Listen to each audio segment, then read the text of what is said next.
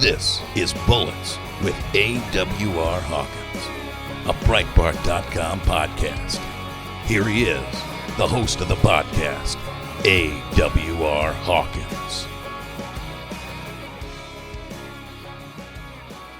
Folks, welcome to Bullets with AWR Hawkins, a Breitbart News podcast focused on guns, gun rights, Second Amendment. You know, we sum these things up here each week under the banner of freedom. This week, I've got a fellow freedom fighter with me, one of my colleagues, Ken Klukowski, who is an attorney.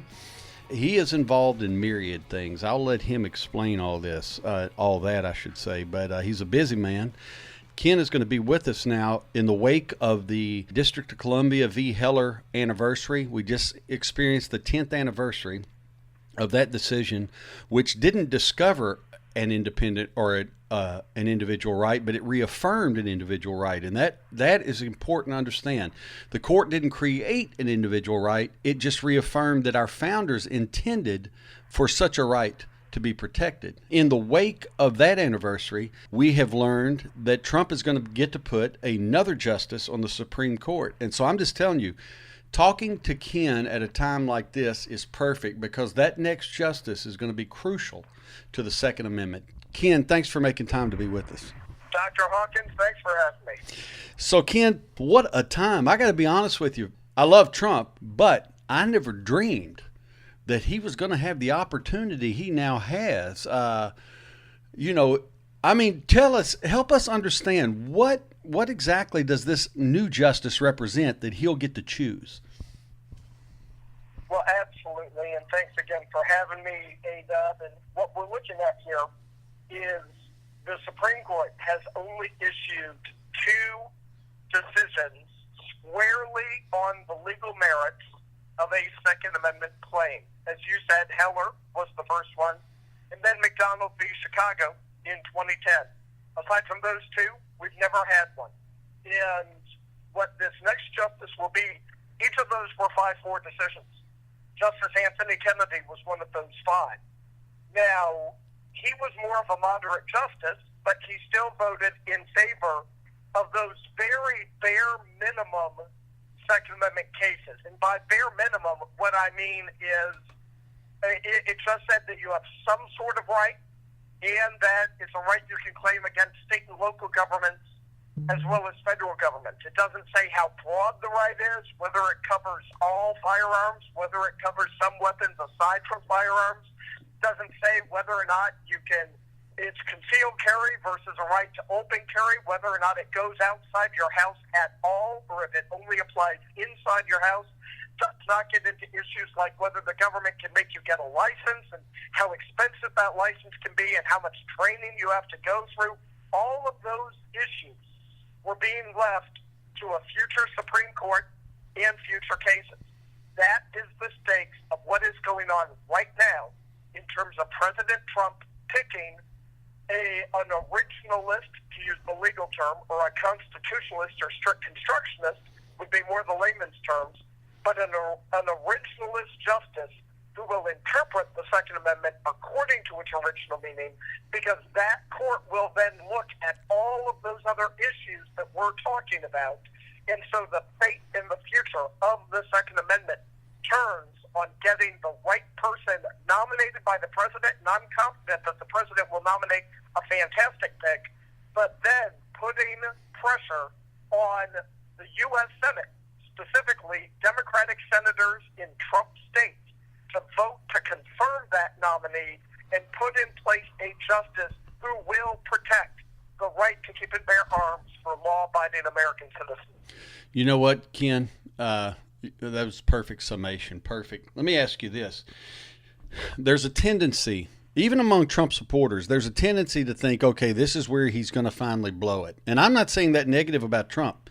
I can't say enough how much I love this president. But what I'm saying is we've been so trained by previous office holders that they make us hope and hope and hope, and then they let us down. They cave into pressure. What can you say to listeners when they're thinking, well, how can we count on Trump? to put forward a pro-Second Amendment justice. Like, I personally, Ken, have no doubt. I really don't. I believe we're going to get another Gorsuch. I have no problem believing that. But how do we communicate that to people? How can you persuade people that Ken, with all of his experience, believes this is so? Well, I'll tell you, you do it by looking at, I would go to a Breitbart article I did just yesterday, which highlights that out of the president's list of 25 potential Supreme Court picks, and I list all 25 of them in the article, the president made clear that he's actually down to about 7 semifinalists as he is making his final choice, and that there are 3, especially among those 7 that have, the president didn't say this, but sources of mine inside and around the White House are saying it, that within those 7, 3 of them have currently risen to the top. Now, that may change, but 3 of them are currently at the top. It's Judge Tom Hardiman of the U.S. Court of Appeals for the Third Circuit, Judge Brett Kavanaugh out of the Court of Appeals for the D.C. Circuit, and Judge Amy Barrett out of the Court of Appeals for the Seventh Circuit. All 3 of those have reputations as rock-ribbed, serious conservatives.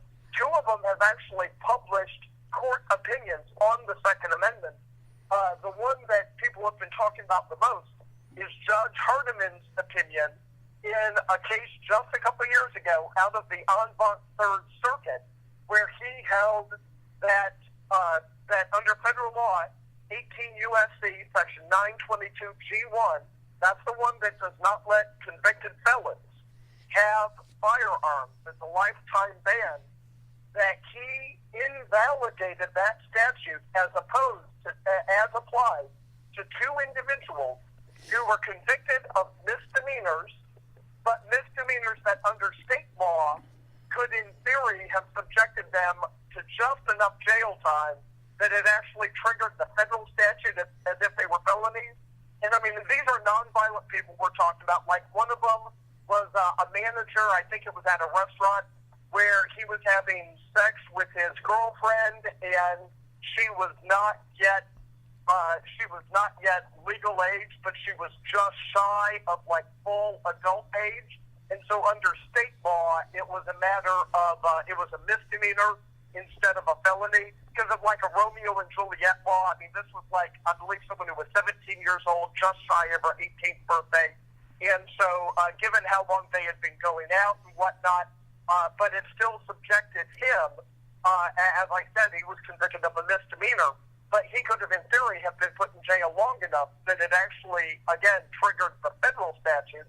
So here he is years later as an otherwise law-abiding adult, and the Third Circuit held that he is not a dangerous criminal, he is not a danger to society, and so this federal law was violated, the Second Amendment, as applied to someone in his unique situation. So again, I want to emphasize, we're not talking about drug dealers or domestic abusers or violent criminals. And there were 2 individuals like that. I believe the second one, I'd have to check the case. I think she might have like written a bad check or something like that, bounced the check. And so the Third Circuit came out with a hardcore originalist decision that Judge Hardiman wrote, where he looked at the original meaning of the Second Amendment, what it meant in 1791 when it was adopted, and just showed that crimes of this nature back then were not considered to be of such a public safety threat that a person who did them could never exercise their Second Amendment rights. So if people look up that case, that was actually a spectacular case of looking at the original meaning of the Constitution. That's Judge Hardiman. The other one was a dissenting opinion written by Judge Kavanaugh on the D.C. Circuit. That was regarding the assault weapons ban in the case that is commonly called Heller 2, the follow-up case that Dick Anthony Heller won. And so both of them actually have written records when it comes to the Second Amendment. They have pro-gun records. Judge Barrett has only been on the court for not even quite a year yet. The Seventh Circuit has not faced a Second Amendment case since she was installed, but as a former law clerk to Justice Scalia, who of course wrote the Heller decision, she has a long record as a law professor of writing lengthy scholarly treatises on the need to interpret the Constitution according to its original meaning, which is why those who know her best are completely confident that this is a person who is passionately committed to originalism, just like her mentor Scalia was, and that's why they're completely confident regarding where she stands also on the Second Amendment. So those appear to be the three that have risen to the top of this list of 7 right now that President Trump will be examining and interviewing over the next week as he gets ready to announce his nominee on Monday, July 9th. Right. You know, Ken, one thing you said in the course of our time together here, you talked about how when Trump nominates this justice, the red state Democrats are going to be in a tough spot if they do not vote to confirm a pro-gun justice. And is that part of why the Democrats are working so hard to try to shame Trump into not putting forth a justice until after the election? Is that just part of it because they know that he kind of has the Democrats over a barrel and they're going to have to support this justice? That's exactly what they're doing, and it's exactly why they're doing it, because they say, and they're totally misconstruing history here. They're like, oh, Mitch McConnell himself said, Mitch McConnell said, you can't do a justice during an election year. McConnell never said any such thing. In fact, the last Democratic justice was Justice Elena Kagan. That was in 2010, and that was an election year. Right. All McConnell was saying, that was in a presidential election year, that if the people are going to the polls to pick a new president, that he did not think the Senate should rush through a nominee before the American people got to speak on who the president would be. In that, the last time there was a vacancy in 2016, McConnell said, the American people gave the White House to one party, but the Senate to the other party as a check on that president, and it's a presidential election year. Here, this is not a presidential election year, and the American people have chosen to put the same party in charge of both the White House and the Senate, and I believe they did so. A huge reason they did so is to protect the Second Amendment. That is why there is a mandate to do it now. But as you said, the Democrats are trying to shame him past November because they know that this is a no-win situation for red state Democrats, because whoever the president picks off this list, these people are so great that they're going to be very popular in those red states. And if you are Joe Manchin in West Virginia, or Heidi Heitkamp in North Dakota, or Joe Donnelly in Indiana, or Claire McCaskill in Missouri, the voters are going to come up to those Democrats every day and say, hey, your Republican opponent says that he or she would vote to confirm President Trump's pick. Are you going to vote for this judge or against this judge? Yes or no? And no matter what that person says, like Joe Donnelly, if he says, yes, I'll vote for that judge, he just lost his base, because the Democratic base is being whipped into an absolute frenzy where they're telling each other that it would be flat-out treason for any of their senators to vote to confirm. But if Senator Donnelly says no, then he is going to lose tens of thousands of Trump voters in each state that put Trump over the top in that state, but that those senators need in order to win re-election. So it's like, are you going to tick off your base, or are you going to tick off swing voters? Either way, those Democratic senators are going to be making furious a group of voters who they need to win on November 6th. That's why Chuck Schumer is trying to push this decision until after November 6th. Ken, your explanation of these things is genius. I want to make one observation. You can make a closing comment to close. And my observation, of course, doesn't contain legalese, but I remember at this year's NRA convention when Trump spoke, and Trump did something, Ken, that in my memory, no president really since Reagan has done. Trump rooted our rights in God, which is what Thomas Jefferson did. So that's not novel. But the thing is, it demonstrated that Trump has an understanding that many before him have not had. Trump said that our right to keep and bear arms, I'm paraphrasing him, it comes from God, not government. And the moment he said that, I knew we are dealing with a man who has an understanding of the Second Amendment that goes far deeper than anyone gives him credit for. I mean, anyone who is a moderate or a leftist. It's in light of that I'm confident he's going to do the right thing here. Do you see that view impacting everything he does when it comes to a judicial choice? Does that conviction that our rights are God-given, does that impact the way he deals with the Second Amendment on a daily basis in your mind? I absolutely do, and both because, as you said, that that he's a president who gets this, who embraces it, the reality that our rights are not grants from government, they are gifts from Almighty God. And not only does he know it, that he has the courage to say it. Right. He has the courage to say it in front of national cameras when he knows it's going to go out to over 300 million Americans.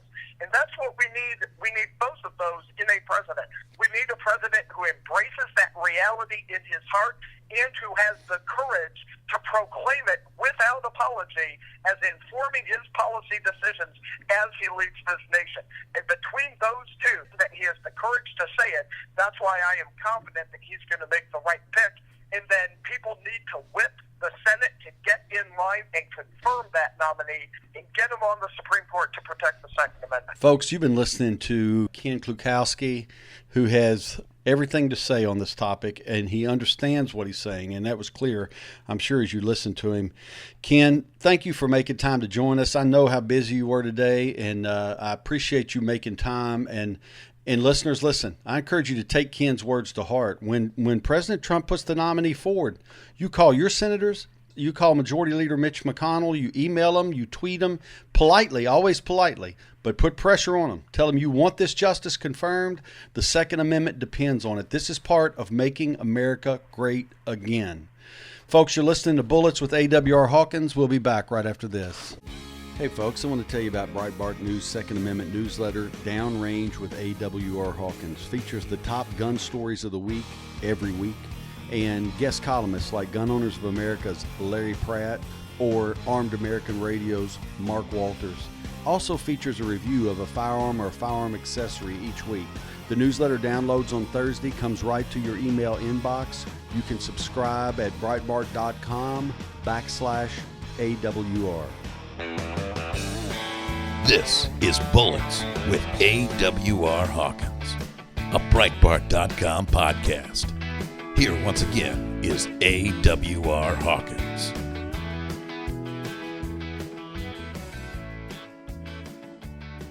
Folks, welcome back to Bullets with AWR Hawkins. It was great to have Ken on. Ken is steeped in the law. He understands that of which he speaks, and that's why I wanted to have him on.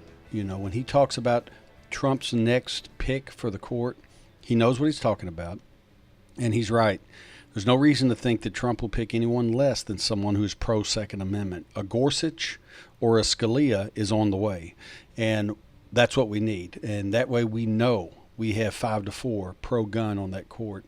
It's so necessary. The Second Amendment is at stake until that happens. And all of the decisions from the Ninth Circuit and others that the Supreme Court has passed on, thereby letting lower courts' decisions stand, those decisions prove that. You know, the court has not had the votes to overturn some of these situations, some of these cases. So they don't take the case, and in what happens in return is the lower court ruling stands, whether that's important of an assault, whether that's in support of an assault weapons ban on the East Coast or a gun storage law or an ammunition ban or whatever it is on the left coast. So what Trump is going to do is crucial, and we need to pay attention. Now, folks, we had a lot of news this week. This gives you a look into the mind of the left. This week, the California Supreme Court ruled that the fact that microstamping is impossible does not mean the law requiring microstamping is null and void. I know you think I'm nuts for what I just said. Let me say it again. They ruled that just because microstamping is impossible, it doesn't remove your duty in California to comply with the microstamping law. This is much like saying, even though flight to Jupiter is impossible, this does not remove a law requiring you to fly to Jupiter. Both statements are equally ignorant. The California Supreme Court upheld that law. It was challenged by, I believe, the National Shooting Sports Foundation and others. That law requires that guns sold in California make a special mark on a shell so that that shell casing, when it is ejected from the gun, that shell casing will tell them which gun fired it, and they can go and magically find that gun and magically arrest the person that was holding that gun when that happened and magically solve crimes. The problem is this doesn't work. It's theoretical at best. Here's the other problem. Even if it did work, how easy would it be to defeat it? You buy a gun, you switch out the firing pin. When you switch out the firing pin, you get rid of the special mark on the end of the factory firing pin, and boom, your gun now leaves no mark on a shell casing. You want an easier way to beat it? You use a revolver and not a pistol. If you use a revolver, revolvers don't eject shells. They don't make marks on them either, and so you're home free. You want even another way to do it? You take the factory firing pin out of your pistol and just sand it down until you get the markings off and put the factory firing pin back in. On and on I can go. This is stupid. But the California Supreme Court, they've gone so far left over there that now they are telling Californians they have to comply with a law for technology that does not exist. Folks, we had a shooting in Annapolis this week. I know you all heard about it. The individual shot 5 people. I believe his name is, the suspect is Jared Ramos. That's his name. That's the alleged suspect. Here's the deal. He shot him with a shotgun. Didn't use an AR. Didn't use any of the scary guns that the left's always talking about. No. He used a shotgun, which is a scary gun, trust me. And he killed 5 people. Now, here's the deal. What do you do with that if you're on the left?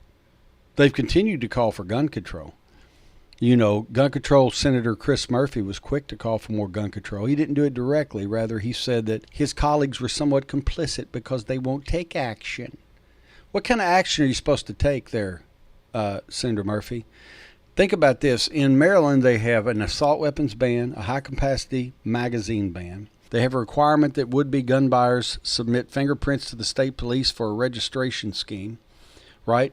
They have a ban on bump stocks, like that's going to save anybody. Bump stocks have been used criminally one time in history. One time. But they banned them anyway. So they got a ban on bump stocks. And they have the extreme risk protection orders. The same thing as the gun violence restraining orders in California. None of these gun controls mattered. The Maryland shooting actually makes the point perfectly. You can pass all the gun control you want, and when you're done, somebody will get a gun and do what they want to do with it. And guess what? This guy got his gun legally. So now what's the left going to do? After they told us how safe background checks will make us, then this guy goes past the background check, gets a shotgun, kills 5 people. You want to be safe? Carry a gun. Now, before you carry it, learn how to use it. Practice enough that you're confident where that bullet's going to go when you pull the trigger. Learn the laws of your state. Comply with them, of course, but carry a gun. You want to be safe? That's how you do it. So when you're sitting in your office building and some yahoo with a shotgun comes in and he starts to cock that gun so that he can shoot, before he ever gets a shot off, put a slug in his forehead. Ball game. That's how you handle it. You get these people who can't wait to capitalize on gun control. Alexandria Cortez, who upset Joe Crowley in, I believe it was New York 14. She fancies herself as a immigrant from a poor family. She's steeped in communism. She's not shy about that. She wants free college for all, health care, all this stuff. She was quick to come out after Annapolis. This makes the 195th mass shooting this year. 195.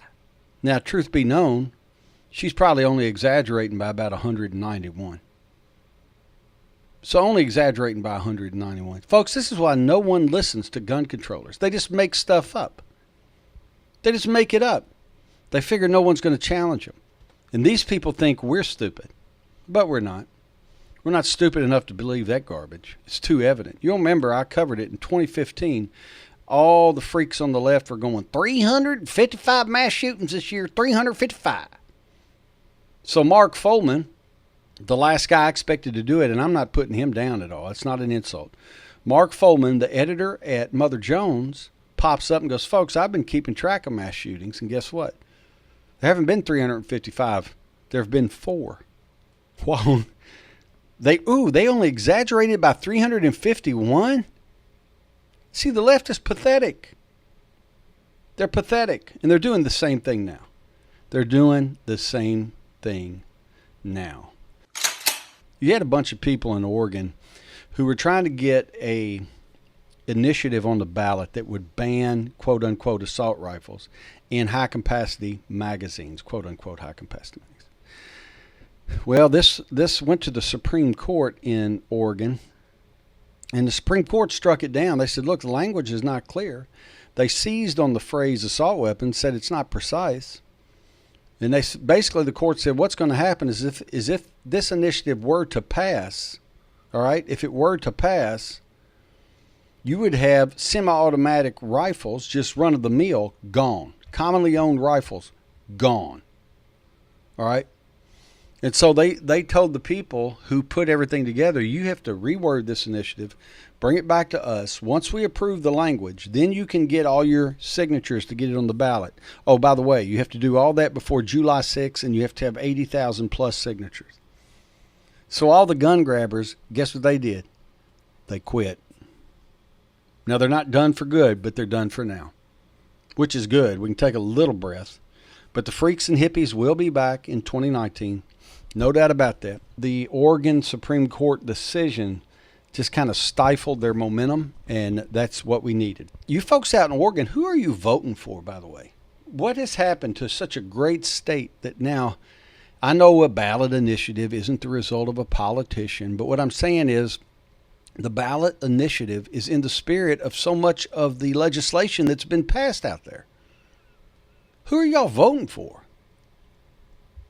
Need to change who you're voting for. Get some other people in. Folks, let's flash back to what we talked about with Ken. Trump's going to get another Supreme Court pick. Now, here's what I want to do. I want to frame it this way. I think it's important. Another pick means the Second Amendment will be protected. And I think it's important to understand that. It's important to understand that another pick means a more secure Second Amendment. I don't know if you all remember, and you probably all do, but on October 9th, 2016, during one of the presidential debates, President Trump made clear that he was going to use the Supreme Court to save the Second Amendment. Again, the date was October 9th, 2016. Here's what he said. I am looking to appoint judges very much in the mind of Justice Scalia, people that will respect the Constitution of the United States, and I think that this is so important. Also, the Second Amendment, which is totally under siege by people like Hillary Clinton. All right? He made clear that his Supreme Court picks will, and I quote, respect the Second Amendment and what it stands for and what it represents. Folks, that's incredible. And that's what we have coming. All right? The hippies and freaks lost. They're whining right now. They're wailing, to be honest with you. But guess what? Tough cookies. So that's that. I'm really embarrassed for Pete Williams. NBC reporter Pete Williams. Pete Williams is trying to act like he knows what he's talking about. And he's trying to explain how the Annapolis gunman killed 5 people. And this is the best Pete could do. He said shooting a shotgun is like shooting a backwards funnel. No joke. Shooting a shotgun is like shooting a backwards funnel. Now, I'm just guessing. I'm going to say that up front. I'm guessing. What I figure happened is old Pete looked at a diagram of shot coming out of the end of the barrel, and I'm guessing that the diagram showed the shot getting wider as it came out of the barrel, and I'm guessing that the drawing of the shot getting wider was colored in gray. And when you looked at it from the end of the barrel to the wideness of the shot, that grayness looked like a funnel. Now, you know what I'm talking about. Those of you who have seen illustrations like that, you know what I'm talking about. So old Pete goes, well, golly, that shotgun shoots a funnel. It's kind of backward, though. It's a backward funnel. That's how he killed so many people. No, it's not, Pete. Pete, read a book. Shoot a gun. Do something. Shoot a gun, preferably, prior to talking about them. It's really embarrassing. Seriously, Pete. A shotgun shoots shot. It doesn't come out like a funnel. It comes out, and yes, the pattern widens once it leaves the end of the barrel, but it's not shaped like a funnel there, Pete. I mean, and Andrea Mitchell, of course. Andrea Mitchell could not wait to tweet it out. Here's what Andrea Mitchell said. Pete Williams on the weapon used in the newsroom shooting a shotgun is like a backwards funnel. You don't have to direct aim it to nothing. To hurt a lot of people, it was legally purchased. See, what I think these people are used to doing is talking among themselves. They forget that we hear them. I think they're used to sending each other notes. Pete, you really think it's a backwards funnel? Andrea, that's really what I think. And I think they go back and forth and they forget we're going to see this ignorance on parade. And then we're going to make fun of them. I'm laughing at Pete and Andrea. I really am laughing at both of them. Neither one of them are the brightest bulb in the knife drawer. I promise you that. Or they would have never said or promulgated these kind of statements. All right? So anyway, a shotgun is like a backward funnel. One last thing. The left has gotten awful violent. You know that, I know that. People like Maxine Waters are pushing them to get more violent, whether she says she is or not. She's called for people to harass Republicans and Trump supporters, particularly Trump officials, I should say. In the culture of the left's violence, in this climate of violence, I hope you wear with honor the badge of bitter clinger. I mean that. You remember during Trump's election, how those of us who supported him wore with honor the badge deplorable? To that old screech owl Hillary Clinton, I'm happy to be one of his deplorables. We all said that. Now it's time to be happy that we are willing to be bitter clingers. Because with the left espousing the kind of violence they're espousing, it's just a fact. Not inciting anyone to violence. I'm going to be clear about that. I'm not talking about offensive action. But it's a fact that having a gun for self-defense right now, there may have never been a time when it's as crucial as it is right now. And so just keep that in mind. To me, that's one thing that the left's climate of violence proves. And it's that we were right to cling to our guns. We really were. We could never let them go. Folks, you're listening to Bullets with AWR Hawkins. We'll be back right after this.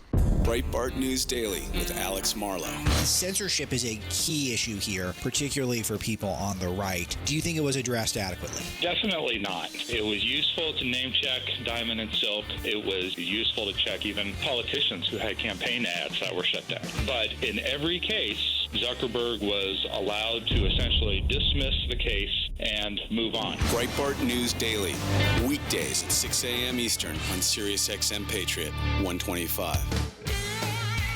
This is Bullets with AWR Hawkins, a Breitbart.com podcast. Here once again is AWR Hawkins.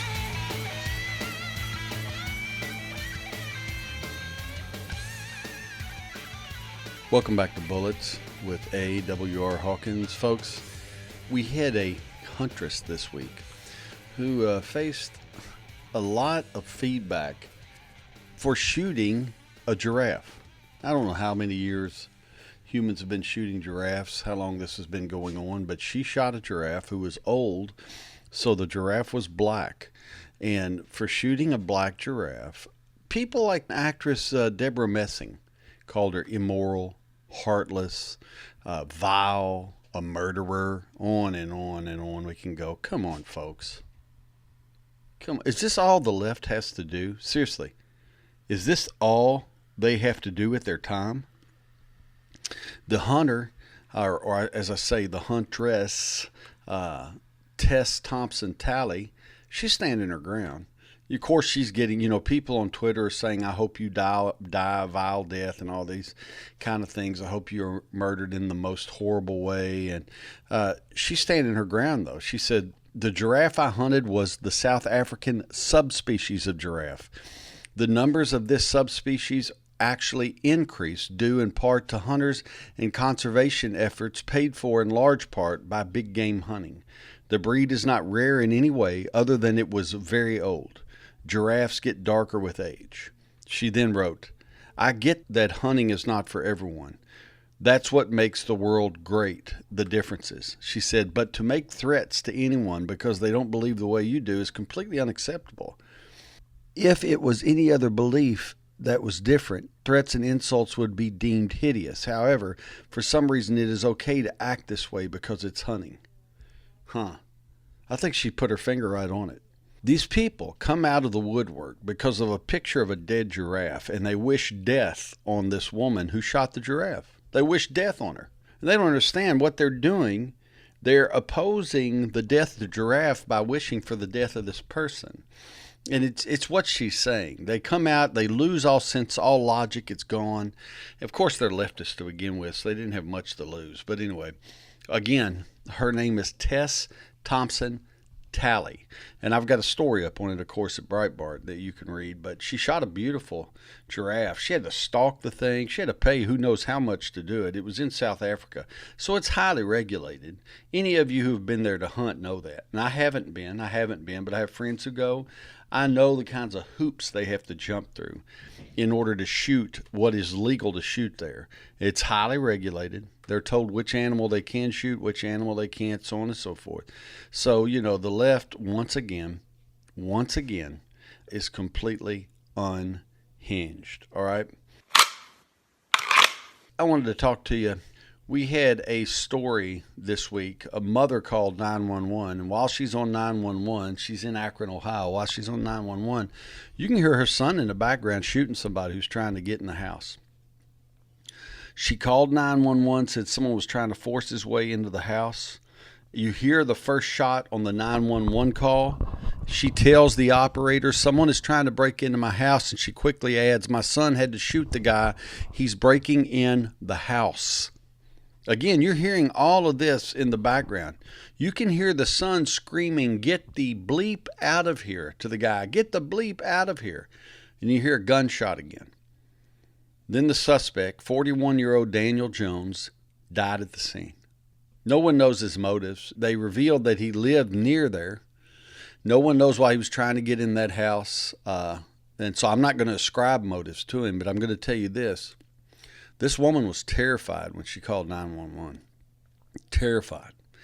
And her son was able to stop the alleged home invasion because he had a gun. So you know what I'm going to say, don't you? This story is brought to you by the Second Amendment. And folks, I had an important story that I want to hit to close our time. We had 21 people shot in 14 hours in gun-controlled Chicago last week. 21 shot in 14 hours. I bet you didn't hear about that on CNN, did you? I don't think Julianne Moore or Rosie O'Donnell or Alyssa Milano or the rest of them tweeted for more gun control, did they? Not using that example, did they? See, this is overlooked. But the gun control experiment in Chicago is off the rails. It's not working. 21 shot in one 14-hour time period last week in gun-controlled Chicago. Folks, that's what America would look like if the left had their way. Understand it. America would look like Chicago as far as gun violence goes if the left had their way. Because whether people like to admit it or not, the gun control experiments in Chicago have birthed the violence that we witnessed there. And that's what happens when you shackle the Second Amendment. I gave you an example from Ohio, a home invader, a woman's in hysteria, she calls 911, her son shoots the invader. Contrast that with Chicago, where the Second Amendment has been shackled. And what do you see? 21 people shot in 14 hours. 21. And the media can't mention it because it goes against their template. What a shame. Lives sacrificed. Folks, thank you for listening to Bullets with AWR Hawkins. Get your friends, your family members, your coworkers, your neighbors. Get them to go to Bullets with AWR Hawkins on iTunes and subscribe. It's free. It'll download to your phone every Tuesday. You can subscribe if you have an Android too. And go to the main page there and give us a review. We need all the 5-star reviews we can get. And between now and the next time we talk, keep in mind, more guns equal more freedom. Breitbart News Tonight with Joel Pollack and Rebecca Mansour. The real thing that the left is angry about is they're like, how could you allow these Russian memes? Somebody saw a meme and then they decided they had to vote for Trump. Or it must have been fake news. And by fake news, they mean conservative websites. Come on. But this is what the left thinks. Fake news. And by fake news, what they mean is shut down Breitbart. Breitbart News Tonight. Weeknights starting at 9 p.m. East on Sirius XM Patriot 125.